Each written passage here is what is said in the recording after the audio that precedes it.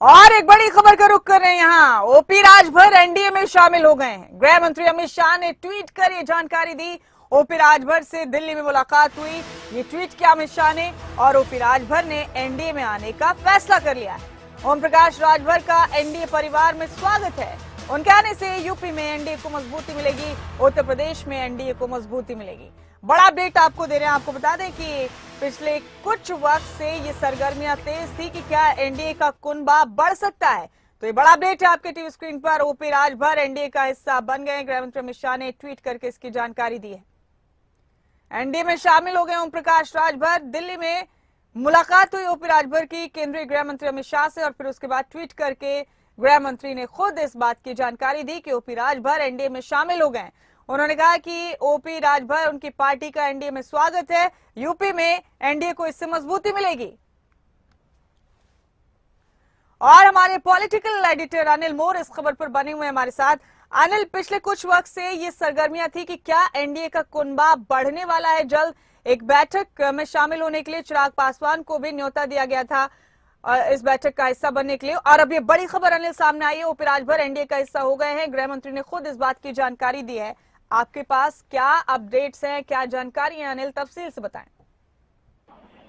देखिए मुमताज, अगर बात करें एनडीए की, एक बड़ी बैठक 2 दिन बाद होनी है जिसमें एक एनडीए अपनी ताकत दिखाएगी और कहीं ना कहीं जो नए घटक दल दोबारा कौन से एनडीए में जुड़े हैं वो कहीं ना कहीं एनडीए दिखाएगी। इससे पहले यूपी में बीजेपी को, एनडीए को एक बड़ी मजबूती मिली है। ओम प्रकाश राजभर की जो पार्टी है एसडीएसपी है, एक बार फिर एनडीए में शामिल होंगी। एक मुलाकात यहाँ पर अमित शाह गृह मंत्री से की थी। ओम प्रकाश राजभर ने, उनके बेटे ने, और गृह मंत्री की तरफ से एक ट्वीट किया गया था अमित शाह की तरफ से, जिसमें कहीं ना कहीं उनकी तरफ से साफ तौर पर लिखा था कि ओपी राजभर से भेंट हुई है और एनडीए में उनका स्वागत है, उनके परिवार का स्वागत है। और कहीं ना कहीं यूपी की अगर बात करो, खासतौर से ओम प्रकाश राजभर की बात करें, पूर्वांचल की तकरीबन 2 दर्जन से ज्यादा जो सीटें हैं वहां पर जो ओम प्रकाश राजभर की पार्टी है, जो उनकी जातिगत समीकरण है, वो कहीं ना कहीं चुनाव परिणामों को प्रभावित करते हैं। और कहीं ना कहीं लोकसभा चुनाव से पहले ओम प्रकाश राजभर का कहीं ना कहीं बीजेपी के साथ जाना, एनडीए के साथ जाना अपने आप में एक बड़ा कदम है। आपको मुमताज याद होगा क्योंकि आपने भी यूपी की राजनीति देखी है। 2016 में जब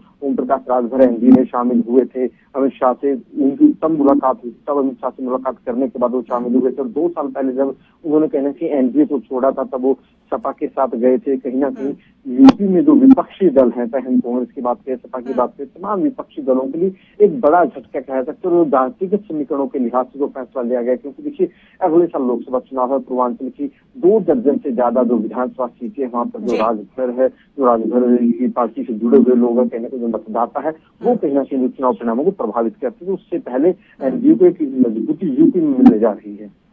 ठीक है अनिल, आपने एनडीए के तमाम विरोधी दलों के लिए तो ये झटका है।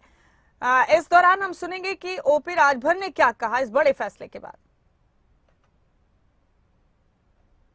पार्टी और भारतीय जनता पार्टी आगामी 2024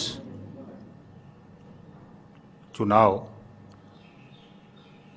मिलकर लड़ने का जो 14 तारीख को दिल्ली में माननीय अमित शाह जी से मुलाकात हुई और लगभग 1 घंटे विभिन्न बिंदुओं पर जो गरीब, कमजोर, वंचित, शोषित, पीड़ित हैं उनके उत्थान के लिए और जो समाज में ज़रूरत है कि चाहे थाने की समस्या हो, तहसील की समस्या हो, ब्लॉक की समस्या हो, जो गरीब कमजोर हैं उनको छतरी की आवश्यकता थी।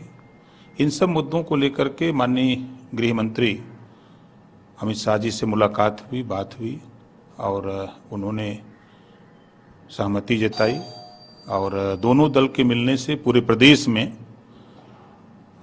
एक बड़ी ताकत पैदा होगी।